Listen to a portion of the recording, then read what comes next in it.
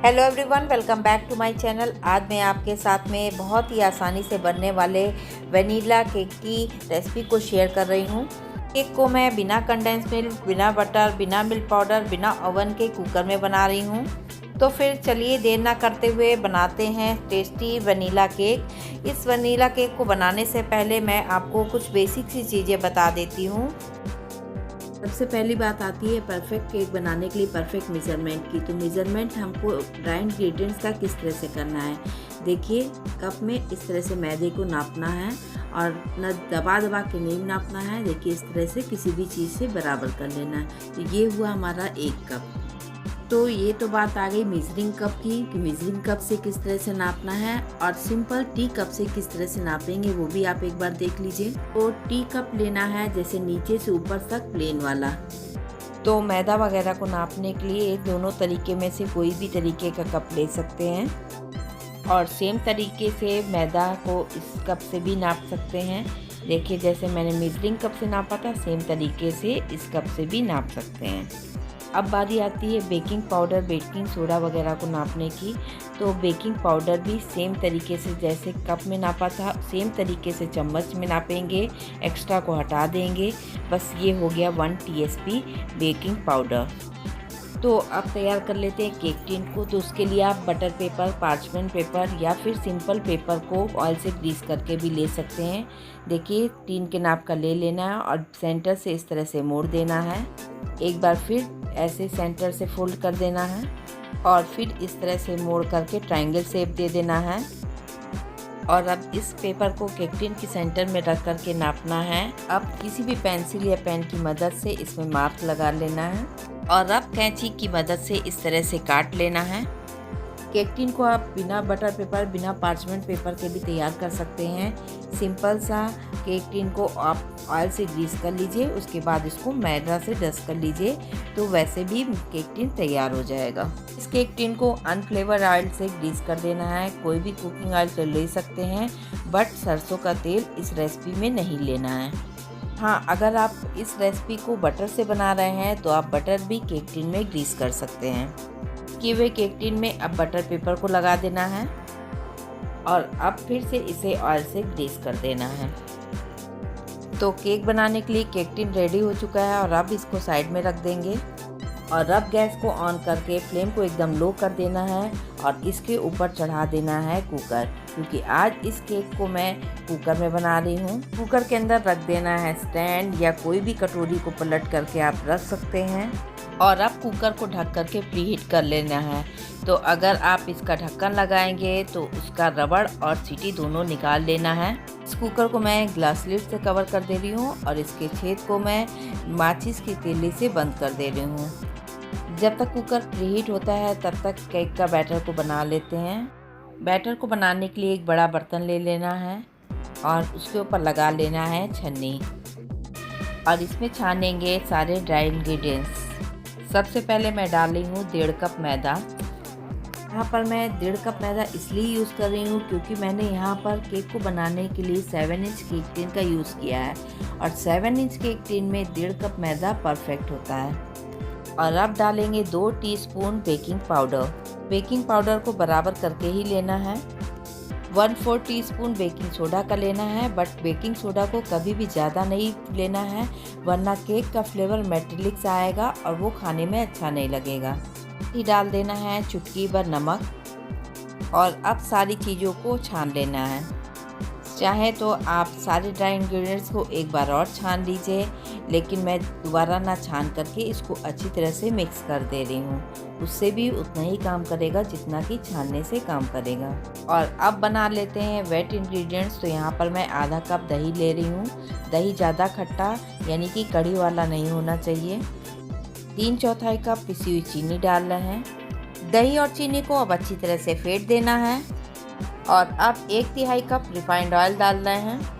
आप रिफाइंड की जगह बटर का भी यूज़ कर सकते हैं या फिर कोई भी अनफ्लेवर ऑयल का यूज़ कर सकते हैं, बट सरसों का तेल इस रेसिपी में नहीं डालना है। आधा टीस्पून वनीला एसेंस का डाल रहे हैं। जिस भी फ्लेवर का आप केक बनाइए उस एसेंस को डाल लीजिए और अब ले रहे हैं 1 कप दूध। ये रूम टेम्परेचर का दूध है। केक बनाने के लिए कोई भी इंग्रेडिएंट्स आप डालिए, सारी चीज़ें रूम टेम्परेचर की होनी चाहिए। तो 3/4 कप मैं दूध इस समय डाल रही हूँ और 1/4 कप दूध मैं बचा कर रख ले रही हूँ। इसको मैं बाद में यूज़ करूँगी। ऐसा इसलिए मैं कर रही हूँ क्योंकि हर मैदे की क्वालिटी अलग अलग होती है। कोई मैदा ज़्यादा लिक्विड एब्जॉर्ब करता है और कोई कम।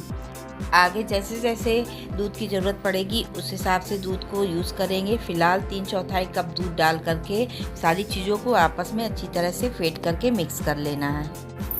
और लास्ट में मैं डालूँगी वाइट विनेगर, क्योंकि वाइट विनेगर डालने के बाद में केक को ज़्यादा बीट नहीं करना चाहिए।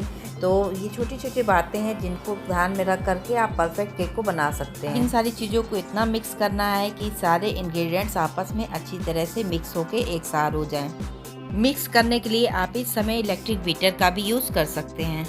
और अब वेट इंग्रेडिएंट्स में मैं डालूंगी ड्राई इंग्रेडिएंट्स को। तो मैं बैचेस में करके डालूंगी। तो पहले मैं आधा डालूंगी, मिक्स करूंगी, फिर आधा डालूंगी। और इस समय इन सारी चीज़ों को मिक्स करते समय बहुत ही हल्के हाथों से कट एंड फोल्ड मेथड से मिक्स करना है। और इस समय कभी भी बैटर को ओवर मिक्स नहीं करना है। और अब बचा हुआ मैदा को भी इसी मिक्सचर में डाल करके कट एंड फोल्ड मेथड से मिक्स कर लेना है। सारी चीज़ों को मिक्स करने के बाद में बैटर की कंसिस्टेंसी अभी थिक है। तो मैंने जो 1/4 कप दूध बचा के रखा था थोड़ा थोड़ा करके इसी में डाल देना है। अभी भी आप केक को बनाएं तो 1 कप दूध और आधा कप दही पहले से ही फ्रिज से बाहर निकाल करके रूम टेम्परेचर पर आने के लिए रख दीजिए। तो यहाँ पर मैं थोड़ा थोड़ा करके सारा दूध डाल दूँगी। 1.5 कप मैदा के केक का बैटर बनाने के लिए 1 कप दूध से 1 आध चम्मच कम भी दूध लग सकता है या 1 आध चम्मच ज़्यादा भी दूध लग सकता है। अब बारी आती है लास्ट इंग्रेडिएंट को मिलाने की, वो है विनेगर। पर मैं वाइट विनेगर का यूज़ कर रही हूँ जो कि चाइनीज़ खाने में यूज़ होता है। तो 1 टीस्पून वाइट विनेगर का डाल रही हूँ। और वाइट विनेगर डालने के बाद में केक के बैटर को ज़्यादा नहीं फेंटना है, वरना केक बैठ जाएगा और उसमें परफेक्ट जालियाँ नहीं पड़ेंगी। तो केक का बैटर रेडी हो चुका है और अब इसे केक टिन में ट्रांसफ़र कर लेते हैं। और देखिए बैटर की कंसिस्टेंसी कुछ इस तरह से होनी चाहिए। और देखिए 7 इंच केक टिन में 1.5 कप मैदा का मेज़रमेंट एकदम परफेक्ट है। केक टिन में कभी भी केक का बैटर पूरा नहीं डालना चाहिए क्योंकि ये भी केक फूलेगा और इसका साइज़ जस्ट डबल हो जाएगा। अब केक टिन को 3 से 4 बार टैप करेंगे, इससे इसके एक्स्ट्रा एयर बबल निकल जाएंगे। और अब इस केक टिन को बहुत ही जेंटली प्री हीट किए हुए कुकर में रख देना है। और ये काम बहुत ही जल्दी करना है क्योंकि जब भी आप केक टिन में बैटर को डालेंगे तो उसको ज़्यादा देर के लिए बाहर नहीं रखना है। और अब कुकर की लिड को कवर कर देना है और लो फ्लेम पर कम से कम 40 से 45 मिनट इस केक को बनने के लिए लगेंगे।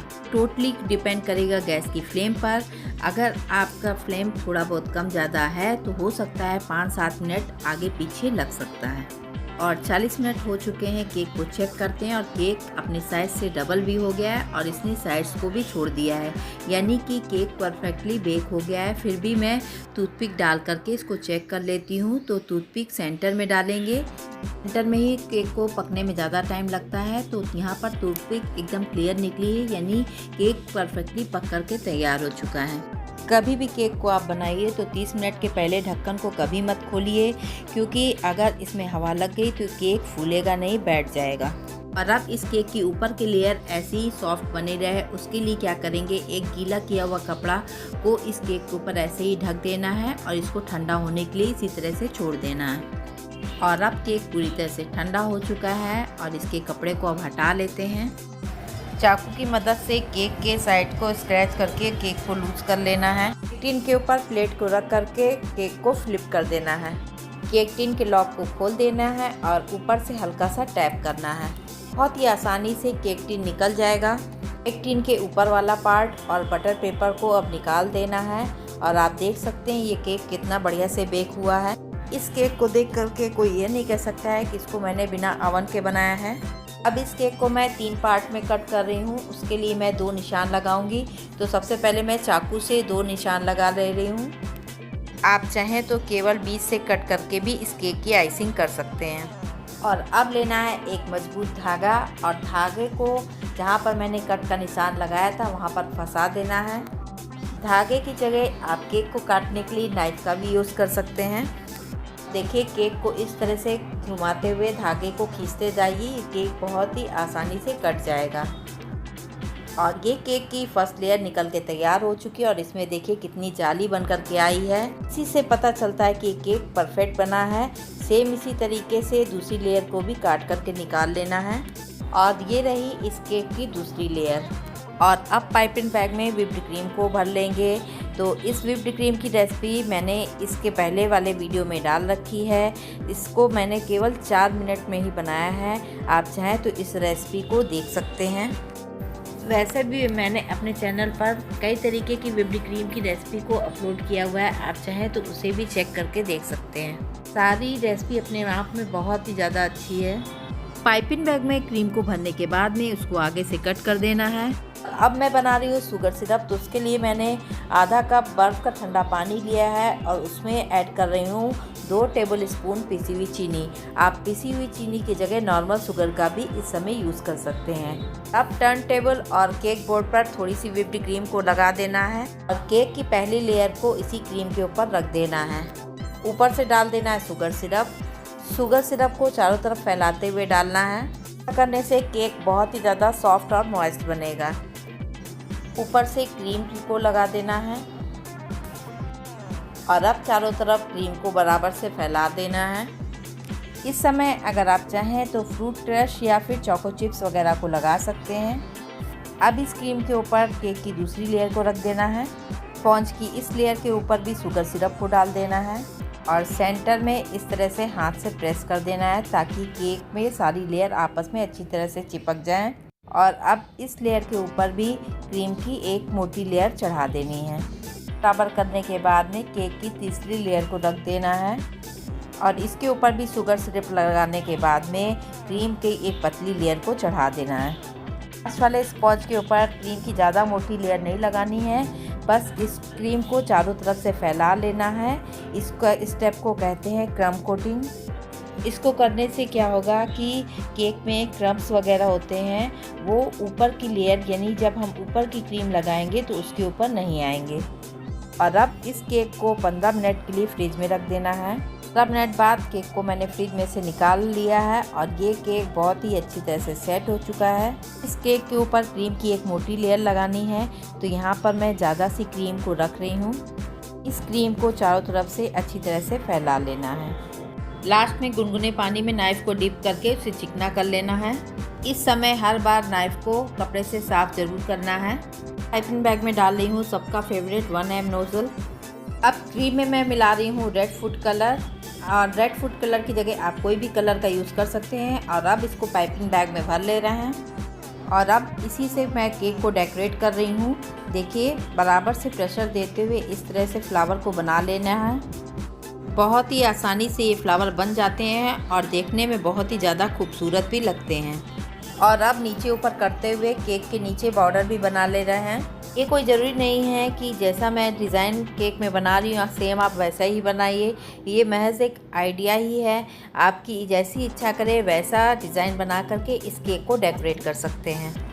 केक के ऊपर मैं डाल रही हूँ केक डेकोरेटिंग स्वीट। ये मार्केट में बहुत ही आसानी से मिल जाते हैं। तो यहाँ पर केक तो हमारा बनकर के रेडी हो चुका है, बट इस केक को मैं बना रही हूँ बर्थडे के लिए, तो इसके ऊपर मैं लगाऊंगी केक डेकोरेटिंग टॉपर। ये मार्केट में बहुत ही ईजिली मिल जाता है। बर्थडे का आता है, एनिवर्सरी का आता है, सभी ओकेज़न के लिए अलग अलग मिलता है। तो चाहे तो आप इस तरह से लिटा के लगा लीजिए या फिर खड़ा करके लगा लीजिए, जैसी इच्छा हो वैसे इस केक को आप डेकोरेट कर सकते हैं। केक की ये रेसिपी अगर आपको पसंद आई हो तो प्लीज़ वीडियो के नीचे लाइक का बटन है उसे ज़रूर प्रेस करें। और अगर आपने मेरे चैनल को अभी तक सब्सक्राइब ना किया हो तो वीडियो के नीचे रेड कलर के सब्सक्राइब बटन को दबा करके चैनल को सब्सक्राइब कर लीजिए और बगल में नोटिफिकेशन बेल को दबाना एकदम मत भूलिए। और हाँ, ये एकदम फ्री है। तो इस वीडियो को देखने के लिए बहुत बहुत धन्यवाद। तो फिर मिलते हैं नई रेसिपीज़ के साथ। Till then bye bye and take care. Thank you so much for watching this video.